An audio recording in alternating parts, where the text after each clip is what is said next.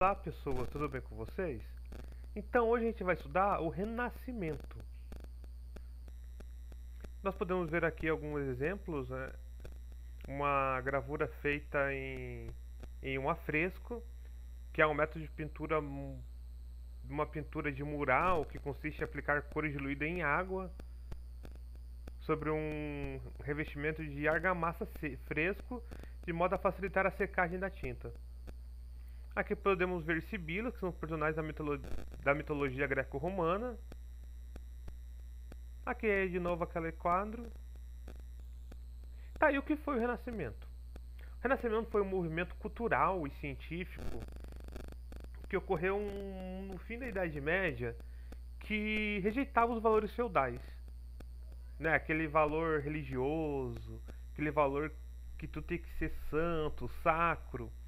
E foram eles que deram o nome da Idade Média de Idade das Trevas.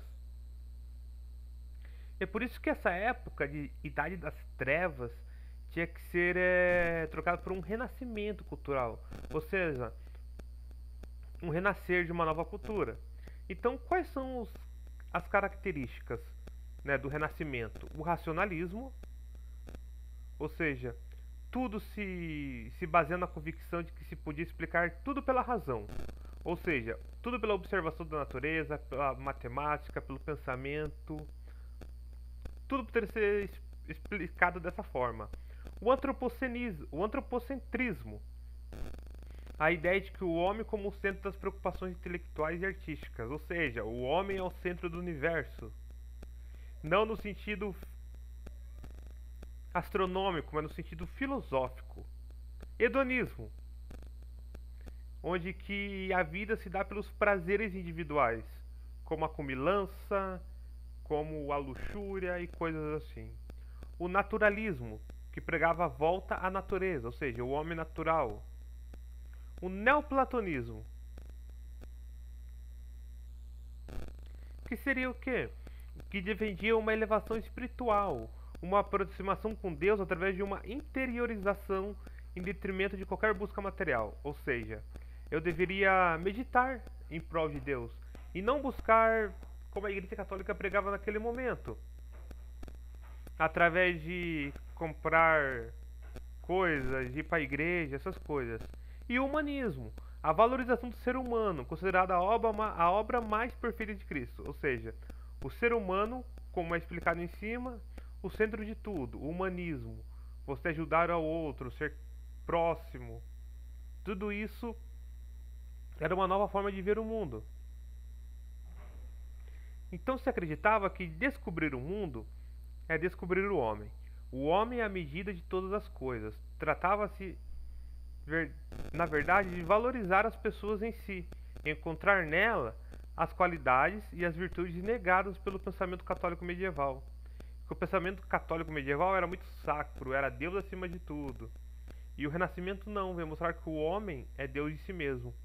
Aqui na imagem, aqui é um desenho muito famoso do Leonardo da Vinci, chamado O Homem Vitruviano. Nele é aplicado algo que existe em matemática, que provavelmente vocês vão estudar, que é a perfeição divina, que é o número grego, que calculando as proporções do corpo daria esse número. Então, quanto mais próximo você fosse esse número, você seria perfeito, seria lindo, bonito. Então, aonde que se iniciou o Renascimento? Foi na Itália. A gente pode ver aqui as várias repúblicas que acabaram formando a Itália depois. Como que ocorreu, né? O que ajudou o Renascimento foi o desenvolvimento comercial, o desenvolvimento urbano, o contato com os árabes, que trouxeram para cá as obras clássicas que tinham se perdido na Idade Média. Né, os italianos se consideravam herdeiros naturais do Império Romano. E também foi o surgimento do mercenato, do mecenato. Aqui é a divisão de como é hoje a Itália em 1494. A gente pode ver o reino de Nápoles, o reino de Sicília, os estados pontífices, onde hoje fica Roma, Florença, Gênova, tudo isso hoje é Itália.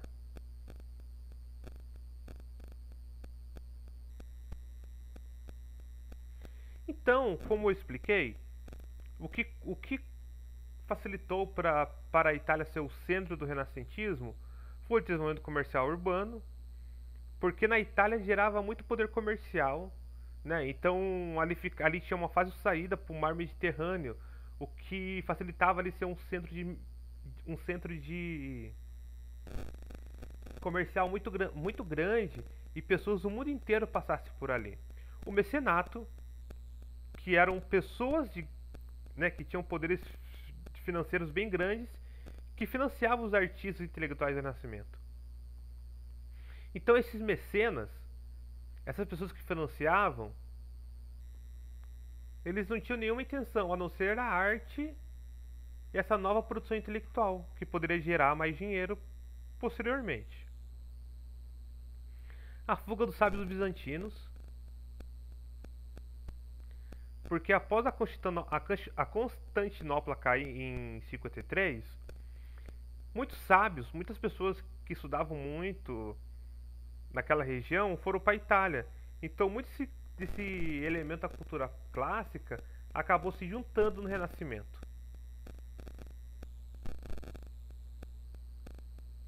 Então, quem eram esses mecenas? Né? Era a burguesia, príncipes e até papas que financiavam e protegiam a arte e os artistas.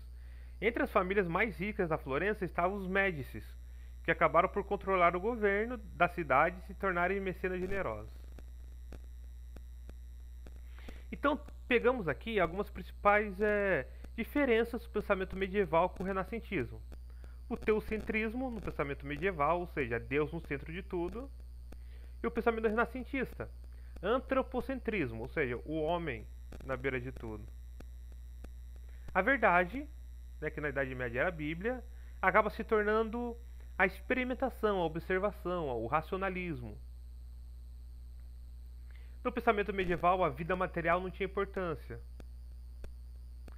No renascentismo, a vida terrena e material é tão importante quanto a vida espiritual. O pensamento medieval pregava o conformismo. Já no pensamento renascentista, a crença no progresso, sempre mudar. Aqui a gente pode ver alguns dos quadros que são um dos grandes exemplos da arte renascentista. O nome delas são as Três Graças. Aqui é uma comparação entre um quadro que foi pintado na época medieval, do lado esquerdo da tela, e a outra do lado direito. Essa do lado direito foi desenhada por um renascentista chamado Botticelli. Ele é um grande pintor. E qual que é a diferença que nós vemos? Na pintura medieval, as três moças são praticamente idênticas, e até mesmo na postura.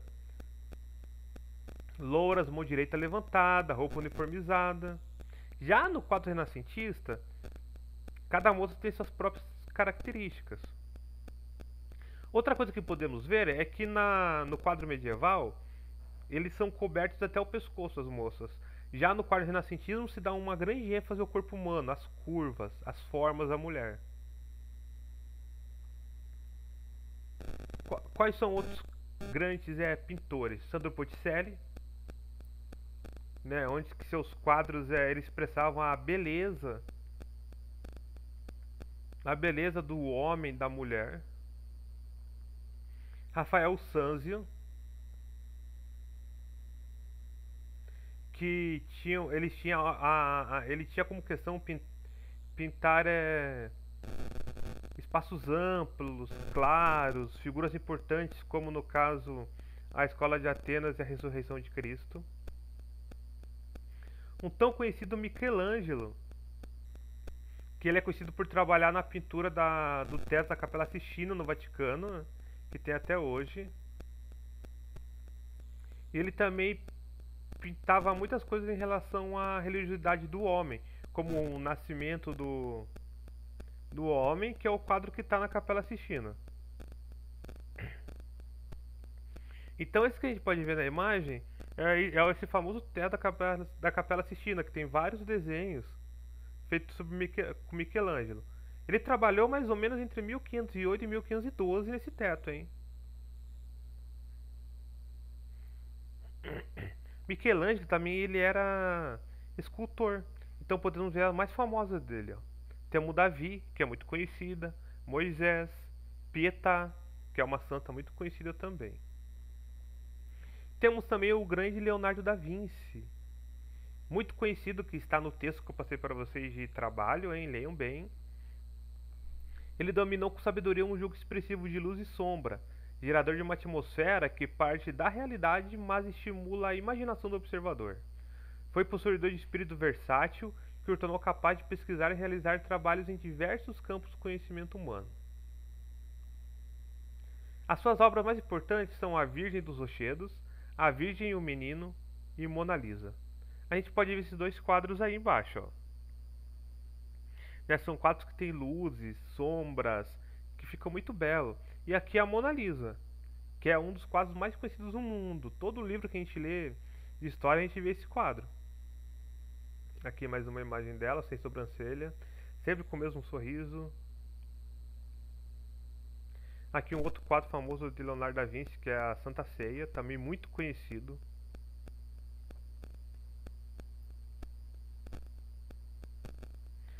E mesmo fora da Itália, alguns países tiveram, né, o Renascimento. Entre eles foi a Inglaterra, teve escritores como Thomas More e William Shakespeare, dois grandes conhecidos. Na França teve Rebelau, Montaigne. Em Portugal teve Gil Vicente e os Lusíadas com Camões. Espanha, Países Baixos, Alemanha, ou seja, ele tomou vários caminhos. E podemos ver também o renascimento científico. Fora as artes, ele abordou várias áreas.